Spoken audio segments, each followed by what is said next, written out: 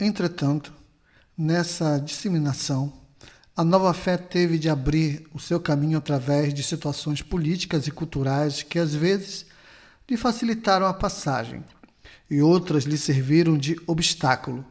A fim de poder compreender a vida cristã nesses primeiros séculos, devemos nos deter e expor, ainda que em breves linhas, as circunstâncias políticas e culturais. O Império Romano havia dado à bacia do Mediterrâneo uma unidade política nunca vista antes. Ainda que em cada região se mantinham alguns velhos costumes e leis, a política do Império foi fomentar a maior uniformidade possível sem fazer excessiva violência aos costumes de cada região. Esta havia sido antes também a política de Alexandre. Em ambos os casos, o êxito foi notável, pois pouco a pouco se foi criando a base comum que perdura até os nossos dias. Essa base comum, tanto política como culturalmente, foi de enorme importância para o cristianismo dos primeiros séculos. A unidade política da bacia do Mediterrâneo permitiu aos primeiros cristãos viajar de um lugar para o outro sem o temor de serem envoltos em guerras ou assaltos.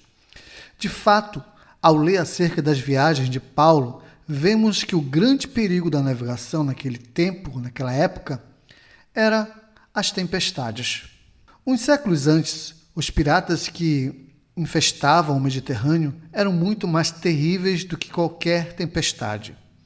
Os caminhos romanos, que uniam até as mais distantes províncias, e alguns dos quais ainda existem, não foram alheios aos pés dos cristãos que iam de um lugar para o outro, levando a mensagem da redenção em Jesus Cristo.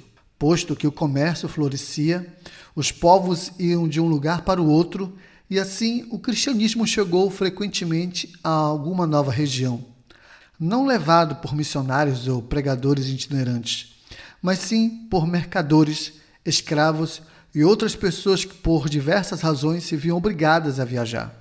E nesse sentido, as condições políticas da época foram benéficas para a disseminação da nova fé.